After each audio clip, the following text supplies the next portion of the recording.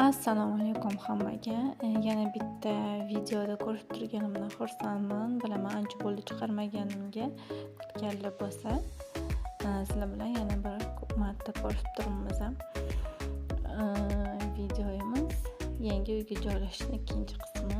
Qolgan qismlarni xudo xolisa tez orada chiqarishga harakat qilaman.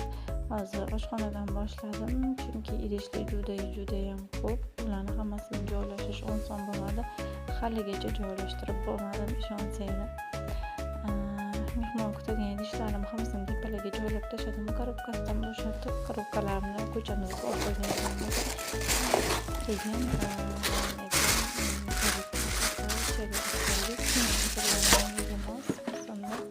menga shunaqa aylanadiganlisi yoqadi. U dobni judayam judayam yoqdi menga. Tezlam yaxshi ekan, rezinkaga taq qilib tegmaydi kafelga, udobni uchun.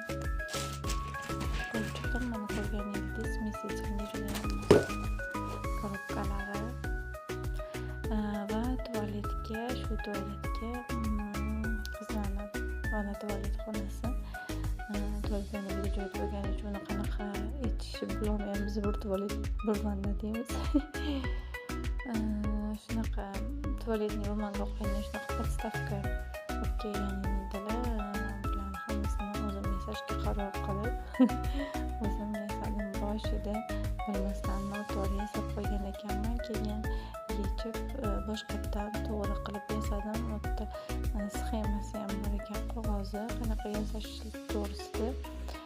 Judayam udobli ekan shunisi, chunki ko'p narsalarni qanaqa yasashni tushunish judayam qiyin, murakkabga o'xshaydi.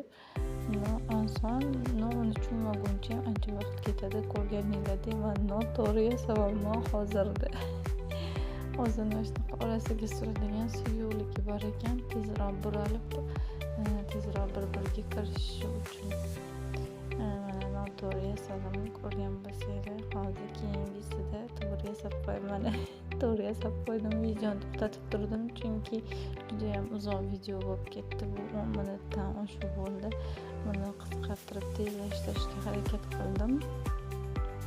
Mana shunaqa podstavka devorga teshmaydigan, devor teshmaydigan, prosta qo'yib qo'yiladi. Hamma narsasi o'zida, yo'q zapas bo'lmaga qo'yadigan joyi va ishlatish uchun bo'lmaga qo'yadigan joyi. Bu boshqa tualetlarga, boshqa sanuzellarga to'rtburchagini oldik, chunki o'tdagi hamma narsa kafelda, smesитель, тропический idishlar hammasi to'rtburchak bo'lgani uchun shunga mos